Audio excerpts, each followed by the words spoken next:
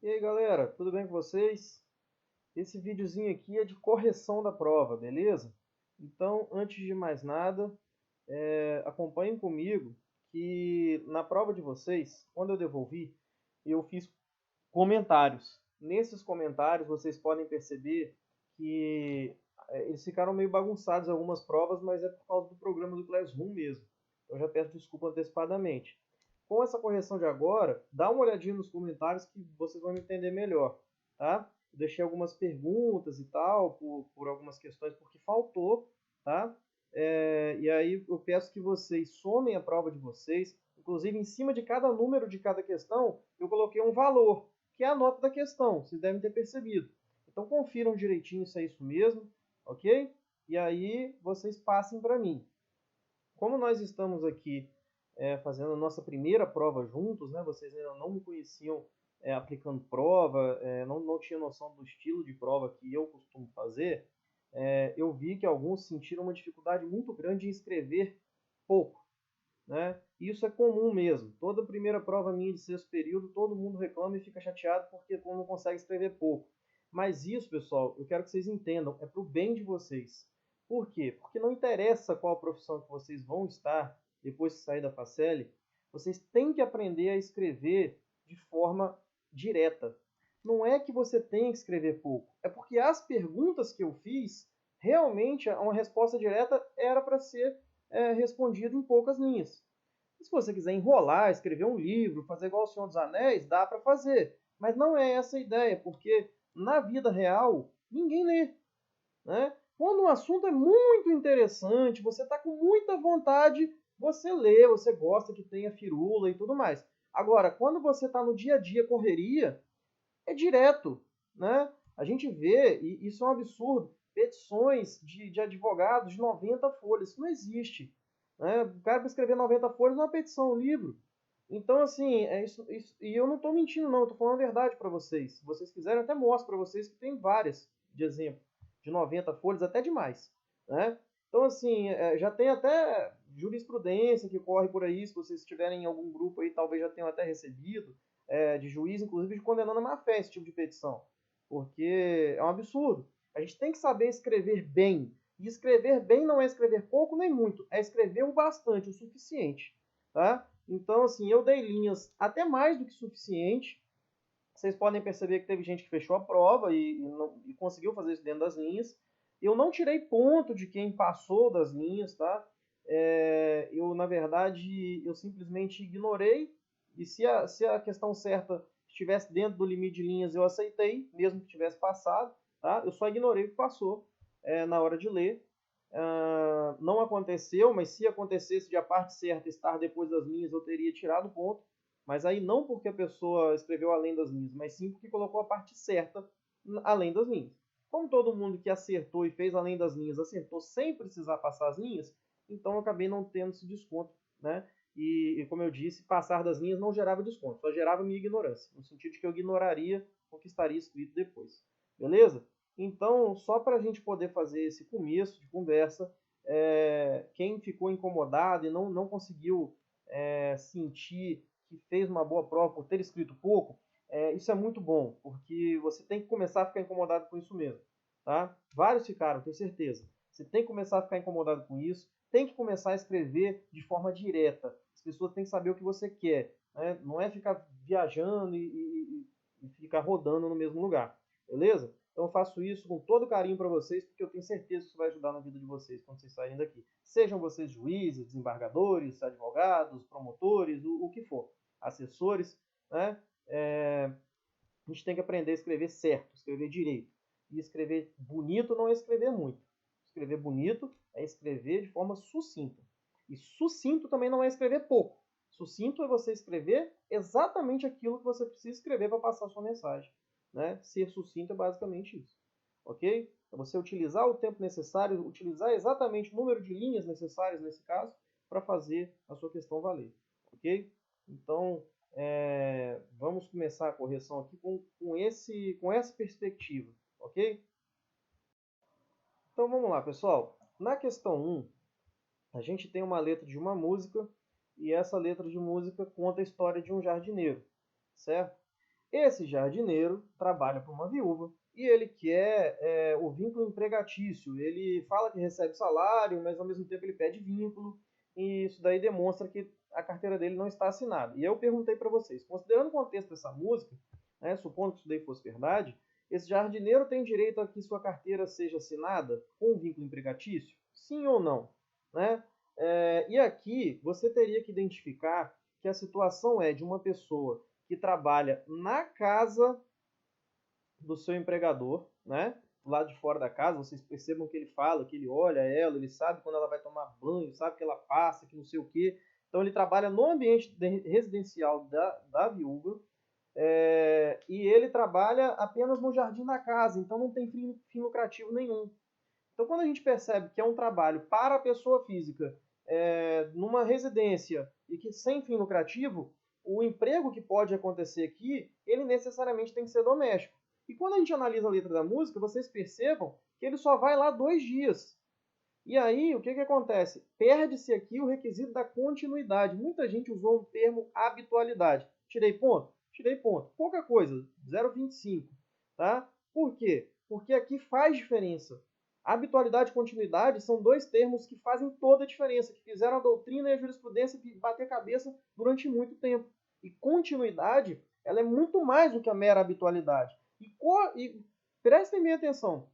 Muita gente falou que não tem habitualidade. Tem sim. Na verdade, eu até falei para vocês, o professor com um dia por semana já é considerado habitual. Então, a habitualidade tem, o que não tem é continuidade. Que aquela continuidade exigida pela lei dos domésticos, essa não tem. Tanto é que a própria lei dos trabalhadores domésticos exige pelo menos mais de 2 dias por semana. Ele só ficava 2 dias, então esse que era o problema. Algumas pessoas citaram, até porque a segunda questão no mesmo exercício, dizendo o seguinte: se sim, né, que tipo de vínculo seria? Na verdade é não.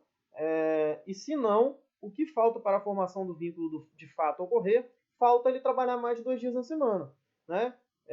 E acrescentando o que falta, que tipo de vínculo seria? Doméstico, por causa dessa situação. Pessoa física, né, sem fim lucrativo, e nós estamos numa situação que estamos no ambiente residencial. Quer dizer, então é doméstico o emprego aqui. Um outro detalhe, muita gente colocou que não tem subordinação. Pessoal, não dá para saber se tem subordinação. E se for para chutar, você tem que chutar que tem subordinação sim. Porque vejam, ele fala que ele tem jornada pré-fixada. Aí ele fala que ele já trabalha lá 8 horas, ele está achando pouco 8 horas. Quem que mandou ele ficar lá 8 horas? Com certeza ela. E outra, ele trabalha na casa dela. A chance de ter subordinação é muito grande. A música em si ela não dá elementos para a gente saber se tem ou não. Agora, dizer que não tem, você está errado. Então eu tirei ponto de quem disse que não tem. Teve até gente que falou assim, olha, aparentemente não tem. Aí eu não tirei ponto. Teve gente que falou assim, olha, aparentemente tem. Também deixei. Quem presumiu que tinha subordinação, também deixei. Tá? Agora, como eu disse, se for para presumir alguma coisa, presume-se que tem. Até porque trabalha na residência dela. Então, a possibilidade de ter subordinação é muito grande. Né? Com jornada pré-fixada. Então, os indícios são todos no sentido de sim, ter subordinação. Né? Não quer dizer que tenha, porque a gente não tem informações suficientes. Agora, para dizer que não tem, a gente não pode dizer isso de maneira alguma. Né? Nós estamos numa prova e na prova a gente não pode inventar enunciado, a gente tem que seguir o enunciado que foi dado, beleza? Então, o gabarito era basicamente esse, dizer que não tem vínculo, porque estava ali só 2 dias por semana, portanto faltou o requisito da continuidade, e dizer que se for preenchido o requisito da continuidade, com pelo menos mais um dia ali por semana, ele terá um vínculo de empregado doméstico, beleza? Na questão 2, nós temos aqui um processo trabalhista, né? O juiz ele está consciente de que as provas, na verdade, elas estão muito mais para o empregador do que para o empregado, embora haja uma certa divisão ali no pensamento dele, que dá tanto para advogar para um lado quanto para o outro. E aí o que ele faz? Na dúvida de interpretação das provas, ele vai a favor do empregado. Né? O que ele fez aqui? Ele aplicou o indúbio pro operário, a maioria da galera acertou, inclusive, né? Ele aplicou o indúbio pro operário, mas de uma forma extremamente equivocada. Por quê? Porque indúbio pro operário só se aplica para questões de dúvida na interpretação do direito material. No processo do trabalho não se aplica este princípio, né? Aí eu perguntei também qual seria o princípio que que poderia ser utilizado, o princípio de direito material. Eu fiz essa pergunta, era até uma certa pegadinha, porque eu sabia que alguém ia falar de algum princípio processual, né? Porque tem o princípio do convencimento motivado do juiz e tal. Não era isso que eu queria. Eu perguntei expressamente princípio de direito material, até porque nós estamos numa aula de direito material do trabalho, beleza? E nesse caso, acho que o que mais se aproxima para ser utilizado para o juiz fazer o seu convencimento realmente valer seria o princípio da primazia da realidade. A maioria também acertou, beleza? Quem não colocou o princípio da primazia da realidade, eu acabei eu designei, né, na verdade, 0,5 ponto para esse princípio, tá? A justificativa valia 1,5, tá? E o indúbio pro operário valia 1 ponto, e quem disse que o juiz agiu de forma incorreta valia 1 ponto. Se você somar tudo isso, você vai chegar aos 4 pontos da questão, beleza? A próxima questão que nós temos é a questão de número 3. Né? Então vamos lá para a questão de número 3. Na questão de número 3, a gente tem uma situação de prescrição. Nessa situação, a maioria da turma se atentou para isso, você tinha que perceber que houve uma tentativa de conciliação na comissão de conciliação prévia. Quando se tem essa tentativa, você tem a suspensão dos prazos prescricionais. Então, em 28 de 1 de 2018, ele suspendeu o prazo de prescrição. Né? A tratativa aconteceu em 7 de fevereiro, né? E aí, em 8 de fevereiro, quando ia começar a correr o prazo de novo de prescrição, né? Como é uma suspensão, ia começar, né, não do zero, mas sim de onde tinha parado, ele já ajuizou a ação logo de cara, no dia 8 do 2. Então, o que acontece? Como ele ajuizou no dia 8 do 2 e a prescrição estava suspensa desde 28 do 1, a grande dificuldade que eu vi da maioria das pessoas que errou foi entender que se contam 5 anos não a partir do ajuizamento, nesse caso, que é 8 do 2, e sim a partir do momento que ficou suspensa a prescrição. Porque logo depois que ia acabar a suspensão, ele já ajuizou. Então aqui seria 28 de 1 de 2013, tá? Até 30 de 1 de 2016, que ele poderia cobrar. 30 de 1 de 2016, porque foi a data de saída desse empregado do emprego, tá? Então aqui a resposta correta era: você vai acolher a prescrição parcial. Também tinha uma outra questão aqui que tinha que ser a parcial porque era uma parcela de trato sucessivo prevista em lei, ok? Então você acolhe sim a parcial de 5 anos, porém você vai contar a partir de 28 de 1 de 2013 até 30 de 1 de 2016, o tempo que ele pode reclamar, ok? Então essa que era a resposta correta. Na chave de correção, quem colocou a parcial de 5 anos ganhou 1 ponto. Quem acertou a data, teve gente que não falou a data certinha, de 28 de 1 de 2013 até 30 de 1 de 2016, mas falou que seria da data que ele entrou com pedido na comissão de conciliação prévia 5 anos para trás. Aí eu aceitei. Teve gente que colocou 13 a 16, né? 2013 a 2016. Aí eu não aceitei, não. Aí eu não ganhou o ponto inteiro, porque não especificou o período, ok? Por cada erro que a pessoa cometeu, foi retirado 0,25 ponto, ok? Já a questão 4 traz para a gente duas situações. Uma situação de sucessão trabalhista e uma situação de desconsideração de personalidade jurídica, ok? Na questão 4, o que você deveria ter percebido? O que a maioria, na verdade, percebeu, inclusive. Nós estamos falando aqui de uma pessoa que comprou uma empresa e o empregado que ajuizou a ação, ele era empregado direto da empresa que era saudável na época da compra. Portanto, o nosso comprador aqui, que não continuou no grupo, não tem responsabilidade. Na letra A, quando pergunta, você na qualidade de advogado, né, do senhor Zenon, para quem não sabe, Zenon Barriga e Pesado é o nome completo do seu Barriga, tá? Fica aí a curiosidade. Do Chaves, estou falando do Chaves, vocês perceberam que o exercício era do Chaves, né? Enfim, na qualidade do seu barriga aqui, você alegaria o que na sua defesa? Você alegaria que você não tem responsabilidade alguma, porque na época da compra a empresa devedora direta não era insolvente, não era inidônea economicamente falando. Então, na forma da orientação 411, você não tem responsabilidade nenhuma, né? A orientação 411 da SDI 1 do TST, ok? Quem falou isso, né, o devedor direto saudável e tudo mais, vai ganhar os 2 pontos inteiros. A letra A valia 2 pontos. Beleza? Na letra B, nós temos a questão que é o seguinte. Beleza, já acabou o processo. E aí, uma das empresas aí, que vai ser a empresa da UE, né? Tá sem bens para arcar com o valor da execução. E é sabido que Antonieta, que é a Chiquinha, né? Possui os recursos necessários para quitar o valor, é a sócia. Como chegar nela? Eu vi que muita gente falou da súmula do TRT, mas tem uma coisa que vocês não perceberam. Eu não tirei ponto de vocês por ter falado disso, não. Mas vamos só raciocinar uma coisa interessante. Aquela súmula do TRT que vocês citaram diz que o exequente pode também sair da ordem, tá? Então, assim, leiam direitinho a súmula, vocês vão ver. A não ser que o exequente não queira, né? Se o exequente quiser, ele pode sair da ordem. Então, assim, essa súmula não era tão interessante para a questão.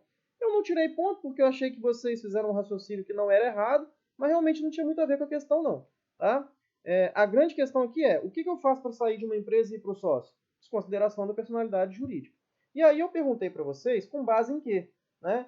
E aí muita gente, a maioria, usou o artigo 28 do CDC e esqueceu de explicar por que é o artigo 28 do CDC. Né? O que você deveria ter feito nessa questão? Você deveria ter falado o seguinte, olha, a solução é a desconsideração da personalidade jurídica, aplicável no processo de trabalho na forma do artigo 28 do CDC, uma vez que a CLT é omissa e o CDC é norma mais favorável. Ponto. Você precisava de umas 2 linhas só para escrever isso. Beleza? Então, bem simples, bem tranquilo. Com relação a gabarito, quem colocou que era desconsideração da personalidade jurídica já ganhou 1 ponto. Quem falou que é o CDC a norma correta ganhou meio ponto. E quem falou que o CDC deve ser utilizado por ser norma mais favorável ganhou mais meio ponto. Beleza? Então aqui, quem errou alguma dessas chaves de correção ou deixou faltar, né, vai tirar aí menos 0,5 por erro. Beleza? Continuando aqui, penúltima questão, questão 5. Nós temos o caso da panificadora, que decidiu recontratar. Pessoal, aqui eu tenho que falar uma coisa com vocês. Vocês têm que aprender uma palavra e aplicar na vida de vocês. Chama-se especificidade. Tá? Aprendam a ser específicos. Se eu te pergunto A, não me responda C, responda A. Beleza? Isso é uma coisa também que é para a vida, não é só para essa prova aqui não. Sempre prestem atenção no que estão te perguntando, porque você às vezes no meio de uma confusão pode responder uma coisa nada a ver, isso daí prejudica até mesmo a sua credibilidade, dependendo com quem você está falando. Tá? Aqui é prova, vocês são estudantes, é hora de errar mesmo. Mas eu tirei pouquinho ponto, inclusive, de quem não prestou atenção. Tirei só 0,25. Mas eu vi que um monte de gente citou o artigo 5º letrinha errado. Por quê? Porque falou o seguinte, os padeiros aqui, como empregados de uma terceirizada. Quem disse que eles são empregados de uma terceirizada? Olha o enunciado. O enunciado fala o seguinte, que os padeiros, fizeram uma empresa terceirizada formada por uma sociedade dos ex-padeiros. Ou seja, os ex-padeiros não eram empregados da terceirizada, não, eles eram sócios da terceirizada. E isso faz toda a diferença entre o artigo 5º C e o 5º D, certo? Então quem falou, mas eles eram empregados da terceirizada, tirei 0,25, porque aí é falta de atenção, beleza? Tem que ter atenção na hora de responder. Os caras são sócios, não são empregados, tá? Acontece que, de fato, eles continuaram empregados da panificadora. Mas agora, como eles trabalhavam formalmente, eram como sócios e não como empregados. Beleza? Mas, enfim, eu pedi para vocês 2 argumentos que a gente pode derrubar a ideia dessa terceirização ser lícita. E muita gente, até que não foi tanta, mas um tanto considerável de pessoas falou que é na forma da súmula 331, inciso 1. Gente, eu falei no vídeo, a súmula 331, inciso 1, depois da reforma trabalhista, e vejam que esse caso é de 2018, ela já não vale mais. O inciso 1 não vale mais. Por quê? Porque o inciso 1 fala que você não pode terceirizar atividade fim.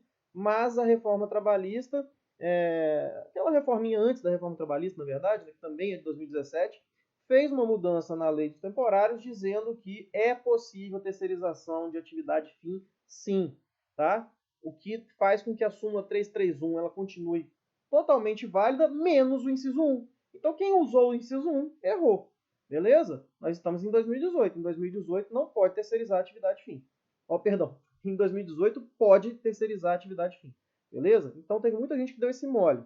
Mas a grande maioria acertou. E aqui o argumento na verdade, eram, primeiro, ex-empregado não pode voltar a trabalhar em terceirização para o seu ex-empregador dentro de 18 meses como sócio da terceirizada. Isso era o primeiro argumento.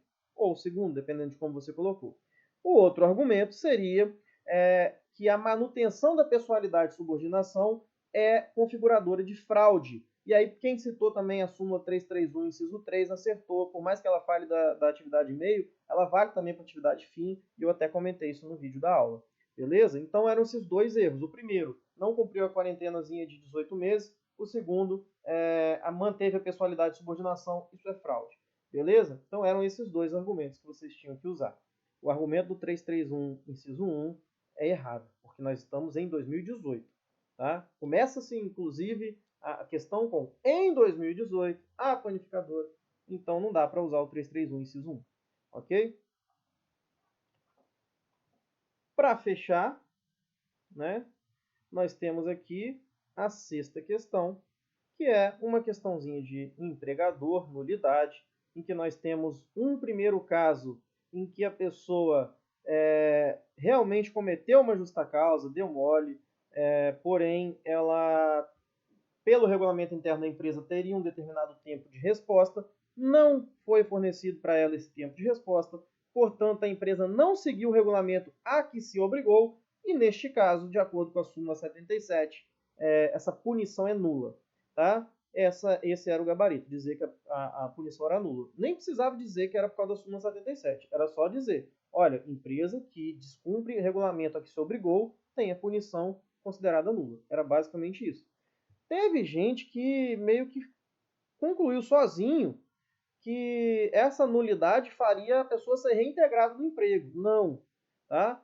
Quando você anula uma punição dessas de justa causa, a nulidade por conta dessa súmula 77 gera a conversão da dispensa em dispensa sem justa causa. Tá? Reintegração não é o caso. Reintegração é quando você tem uma dispensa arbitrária, quando você tem, que são aquelas dispensas discriminatórias, ou quando você tem uma pessoa estável que é dispensada sem justa causa. Isso é reintegração. Tá? Neste caso aqui, que era mera nulidade da punição, nós temos uma reversão e não reintegração. Você vai reverter a punição por justa causa em meramente uma dispensa sem justa causa, que não é punição. Beleza? Então, foi pouquinha gente que errou esse ponto. E a última, eu perguntava para vocês como que eu faço para sair do emprego sem pedir demissão, porque ele precisava sair do emprego sem justa causa, como se fosse demitido sem justa causa. Muita gente, inclusive, usou o termo correto, dizendo que seria uma rescisão indireta, porque como ele teve a suspensão por mais de 30 dias e a CLT proíbe, ele já era considerado rescindido, o contrato dele já era considerado rescindido automaticamente sem justa causa. E realmente esse era o gabarito. Beleza? E assim a gente finaliza essa correção da prova. E qualquer dúvida eu peço para vocês para entrar em contato comigo. Pode ser no Classroom. No Classroom eu tenho um pouco de dificuldade, pessoal, para acompanhar as perguntas de vocês que vocês fazem pessoal. Porque tem como você perguntar e deixar lá para todo mundo ver, e tem como você perguntar direto para mim, né? Dentro eu não sei como é que vocês fazem isso. Mas eu tenho um pouco de dificuldade de ver e de responder. Aí, nesse caso, eu prefiro até que vocês me mandem um WhatsApp, se for possível, ou e-mail, tanto faz. Beleza? Mas qualquer dúvida, eu estou à disposição para esclarecer com vocês. Tudo bem? Um grande abraço para vocês, fiquem com Deus. E que o Senhor os acompanhe.